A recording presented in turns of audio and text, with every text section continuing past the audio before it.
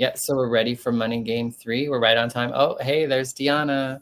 Girl, I was trying to get these Yay! So glad to hear you're home from the hospital. Happy to see you too. Glad to see you up and well, sister. Mm-hmm. Get in here, and get in on these conversations. Yeah, tell us all about it. We're on REN and we're getting ready to go into Money Game Part 3. So here we go. Ooh. Oh, this is a cool.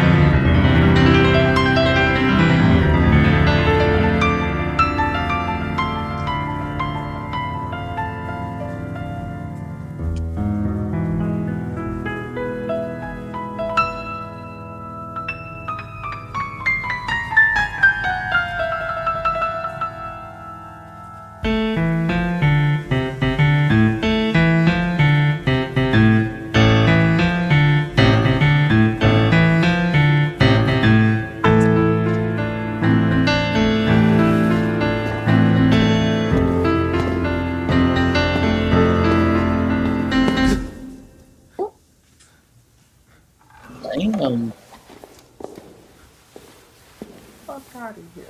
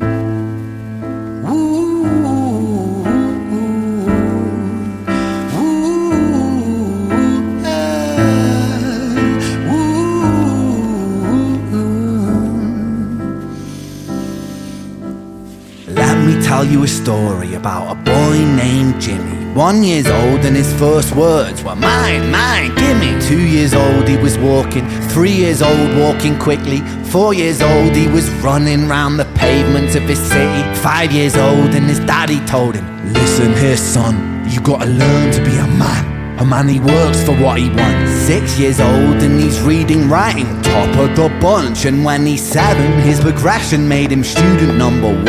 8 years old and he's praised for unusual grades. 9, his parents paid for private school to nurture the flame. 10, 11, 12, 13, he ascends and ascends. His daddy tells him, son, money is the means to all ends. 14, solving complex mathematical equations. At 15, IQ 150, still elevating. 16, he develops complex software code that detects weaknesses in cybersecurity protocols. 17, and he sells his vision, keeping the share. Not yet an adult, but he's practically a millionaire. 18, and his daddy tells him, now you're a man. This world don't give a damn about you, so take all that you can. 19, he turns a profit, stocks and shares, invest in product. 20, double down deposits. 21, his income rockets. 22, he learns the truth is just an obstacle to wealth. If you manipulate the data, then a lie will sell itself. 23, a life of luxury, crystal and cocaine. 24, he makes the Forbes list, they're applauding his name. 25, and his daddy tells him, listen here son, while you're sitting in that palace, that don't mean that you won. 26, a business shift, he switches business to arms. He's 27, dealing nuclear and shells in Iran. 28, inside the Senate, money bought him a seat. He's 29, a role of counsel in the president's and sweet. Now he's 30, his daddy says you're losing the race. You're just a servant to the king, not even in second place. 31, a big maneuver for his daddy's approval. Moving imports over borders from the exports out of Cuba. 32, moving grams, growing kilos to tons. He's 33, filling warehouses with powder and guns. 34, turf war with nobody to stop it. Blind eye from the po-po inside of his pocket. Hollywood. What was that? It's Hollywood. It's Hollywood. What? Sorry. It's Hollywood calling. From the exports out of Cuba. 32, moving grams, growing kilos to tons. He's 33, filling warehouses with powder and guns. 34, turf war with nobody to stop it. Blind eye from the po-po inside of his pocket.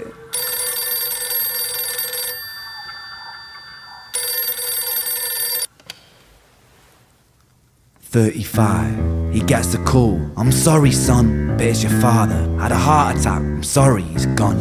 36, getting pissed up, abusing his product. 37, eyes glazed, disposition demonic. 38, with a prostitute, a moment of passion, heating up a silver spoon and then chasing the dragon. 39, getting reckless and hungry for power. Daddy's words are still driving him to kill and devour. Makes a move against the cartel, but the strategy's flawed. They retaliate and leave him in a hospital ward. A bullet buried in his vertebra and one in his leg. The doctor sighs and says, "I don't think you'll be walking again." Fuck.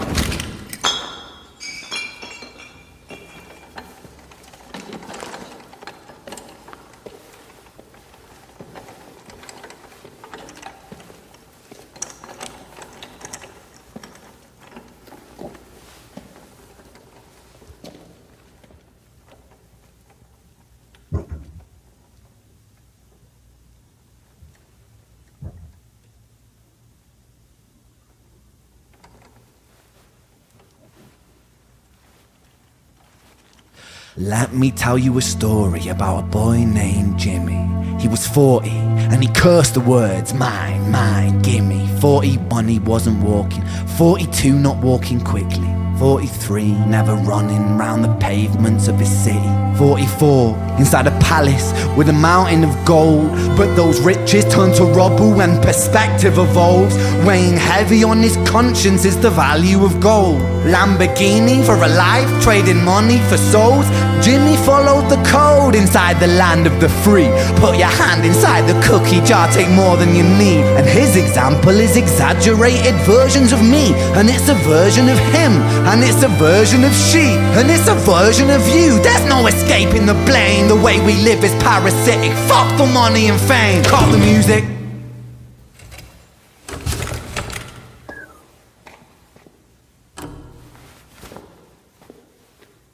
This isn't entertainment. This is real life. The way we live is lunacy. Community, it declines. Hyperpolarized, always fighting, then we divide. Truth is less important than the money that we designed. Money's an invention. Politics from our invention. They all come from people's ideas. Did I mention? Border's an invention. Law and order fuel the tension. It leads to people killing each other. My solution?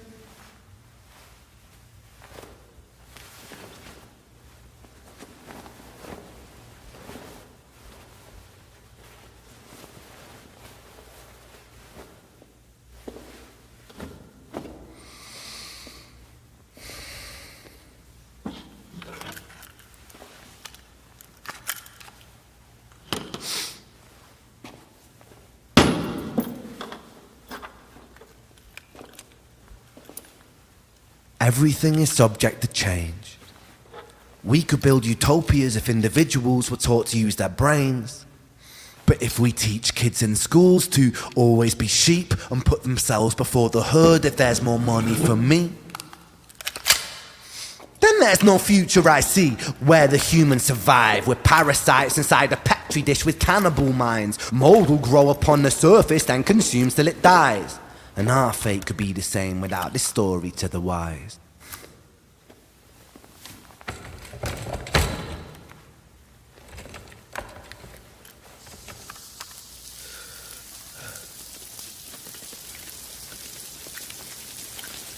45. Jimmy comes home out of the rain, soaking wet upon a wheelchair, drinking again. He is everything he wants, he is fortune and fame. He's a fortunate fool with an unfortunate fate. With a 45 caliber aimed at his brain. 45 a fitting number cause his age is the same. Here's the words of his father, it's such a damn shame. Then he presses on the trigger of a money game.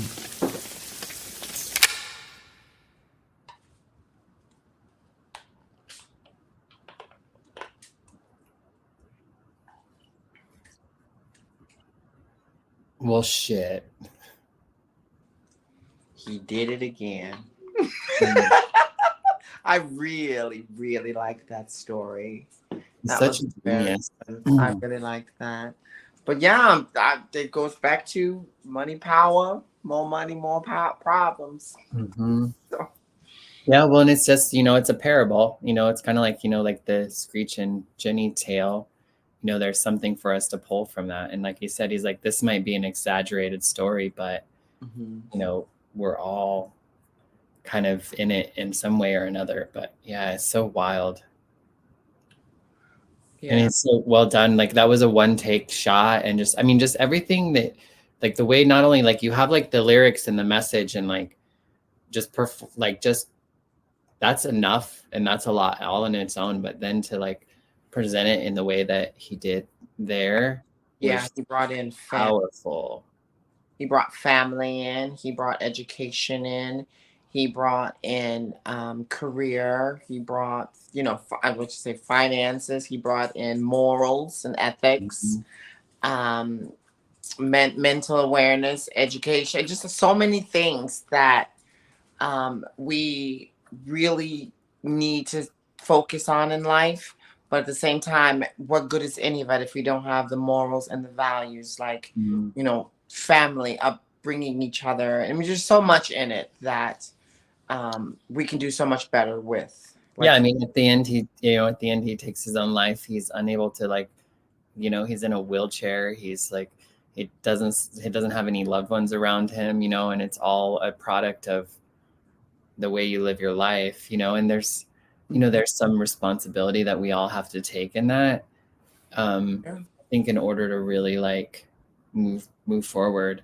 It's such a daunting task. I was talking with my aunt this morning a little bit about some of that stuff, because some new friends in recovery, and we were talking about like my brother. We were just talking about a lot of different things with people in different states of life and struggle and experience, and just it was really interesting, because I think in the past, talking with my Christian conservative aunt, that we would not be able to have a conversation without getting into like crazy politic, gross stuff or whatever. But it's really cool to get to hear her. She's very much like, I don't know what that's like. I don't know what it's like to do drugs and to be a drug addict, and what that would be like to stop or get off, or to have mental health concerns. And, because I was just talking about how like a lot of the times things are set up to where you have to be in a really bad way in order to get even just a little bit of like help. And the only reason you need the help is because the things are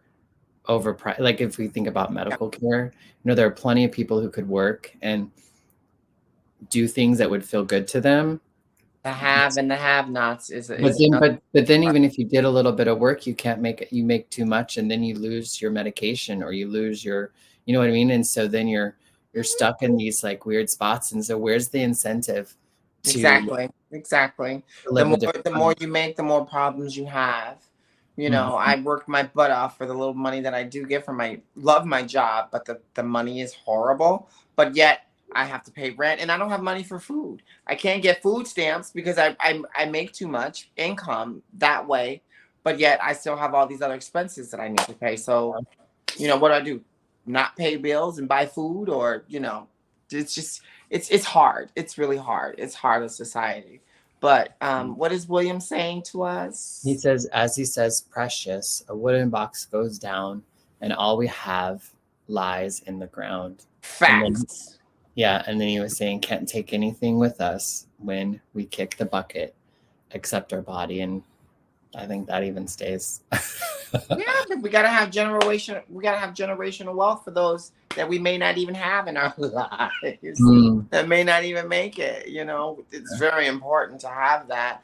And a lot of people are like, hey, I made it, it's mine. I went to school for it, I worked hard for it. I shouldn't have to help you. Well, that's because we live in a world, we live under the belief and the understanding of scarcity, that this liberalism versus social. It's well, I think it's just a perspective of scarcity, and that we don't have everything that we need. And we do potentially, I believe everything that is needed is here, but we do have a distribution issue where things are not equally leadership issue or distributed in a way that is equitable.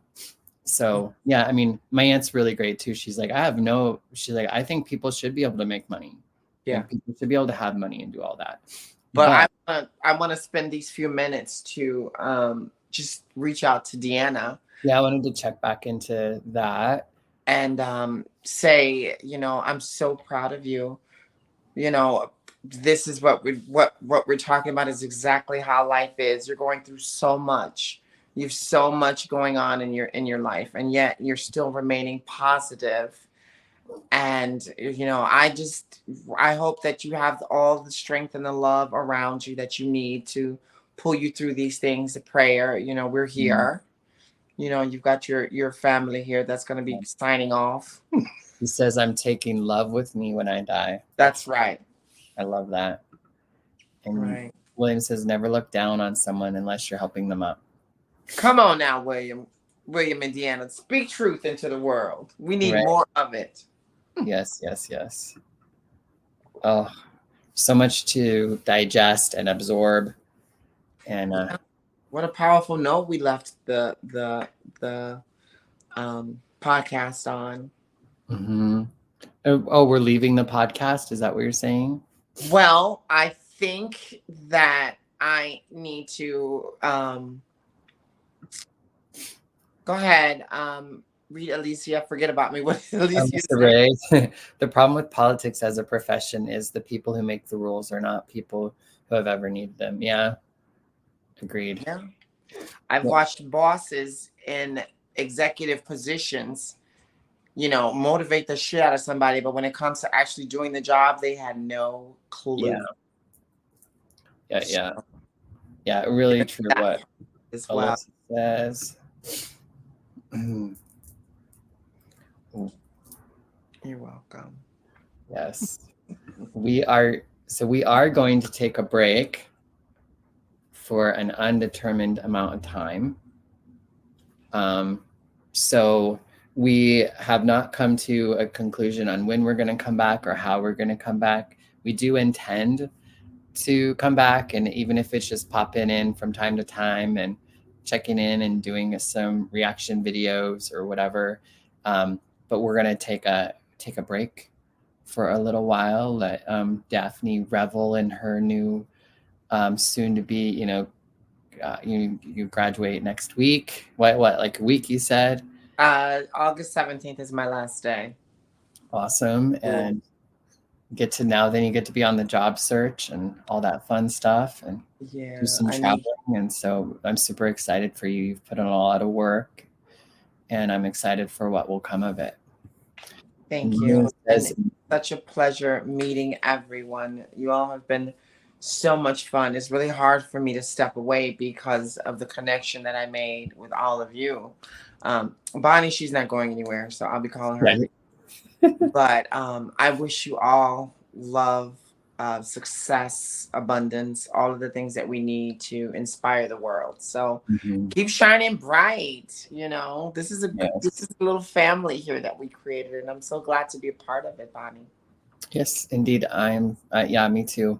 I feel a little speechless with everything, but I have a lot of gratitude for this space and the people who've come into it and the people that we've met over this time. And I feel like I've gotten to know you more. And which is what we were hoping for. And so it's just been really great.